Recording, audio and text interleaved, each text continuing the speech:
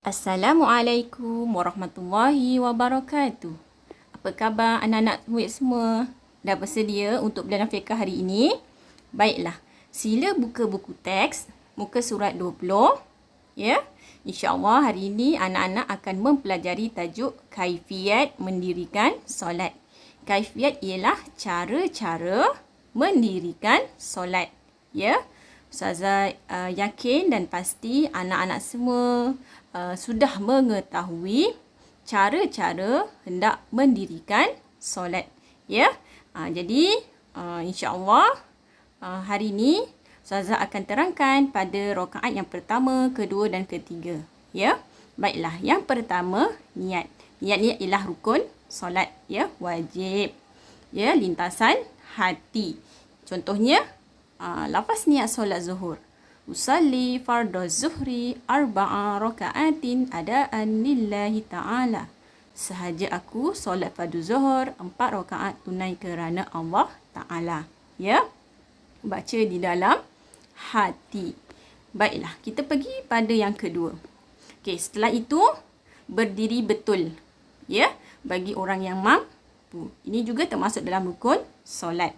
Ya, baik lelaki ataupun perempuan, berdiri betul, ya, tangan di sisi, ya, seperti dalam buku teks ini. Baiklah, yang ketiga takbiratul ihram, iaitu Allahu Akbar.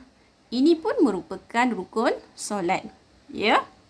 Jadi anak-anak semua lihat dalam buku teks ini bagaimana, ya, untuk melafazkan takbiratul ihram dan memulakan mengangkat kedua-dua belah tangan dengan huruf alif pada lafaz Allahu dan meletakkan kedua-dua belah tangan di antara dada dan pusat, ya, semasa menyebut ar-ra pada lafaz akbar, ya.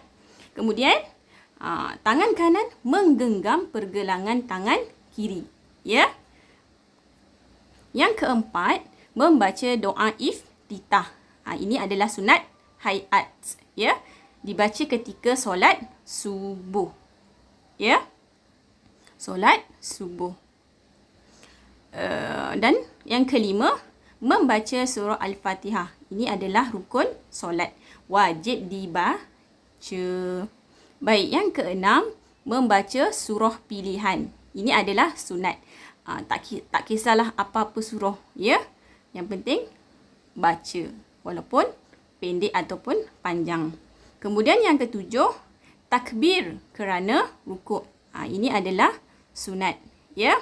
Mengangkat kedua-dua belah tangan dan terus rukuk, ya. Baiklah. Yang ke-8, rukuk serta tomak-ninah. Ini juga adalah rukun solat, ya. Tomak-ninah ni apa? Berhenti seketika, bertenang sebelum melakukan perbuatan solat yang seterusnya, ya. Jadi yang ke-9, i'tidal serta tomak-ninah. Ini juga termasuk dalam rukun solat, ya. Baik, kemudian yang ke-10, sujud serta tomak-ninah. Ini juga adalah merupakan rukun solat, ya. Baik, kemudian yang ke-11, duduk antara dua sujud serta tomak-ninah. Ini juga merupakan rukun solat, ya. Yang ke-12, sujud kedua serta tomak-ninah. Ini juga merupakan rukun solat, ya. Baik. Kemudian rakaat yang kedua. Setelah berdiri semula, membaca surah pilihan, ya. Tak kisahlah apa-apa surah daripada Al-Quran. Kemudian takbir kerana rukuk. Yang ke-17, rukuk serta tomak-ninah. Yang ke-18, i'tidal serta tomak-ninah. Yang ke-19, sujud serta tomak-ninah. Yang ke-20, duduk antara dua sujud serta tomak-ninah. Yang ke-21, sujud kedua serta tomak-ninah. Yang ke-22, ni rukun rakaat kedua, kan? Jadi duduk dan membaca tahiyat awal adalah sunat ab'ad, ya. Sekiranya tertinggal, kenalah diganti dengan sujud sahwi, ya. Baik. Kemudian membaca tahiyat awal dan salawat ini adalah sunat ab'ad. Ya. Baik, kemudian kita beralih pada rakaat yang ketiga. Ya. Kemudian berdiri semula. Kemudian baca surah Al-Fatihah. Takbir kerana rukuk, seterusnya rukuk serta tokmakninah, kemudian iktidal serta tokmakninah, kemudian sujud serta tokmakninah, kemudian duduk antara dua sujud serta tokmakninah, dan yang seterusnya sujud kedua serta tokmakninah. Baik, itu saja pembelajaran pada hari ini. InsyaAllah pada minggu depan kita akan bersambung untuk rakaat yang keempat, iaitu cara-cara untuk mendirikan solat. Ya, Ustazah tahu semua orang dah tahu cara-cara untuk melakukan solat, melaksanakan solat fardu.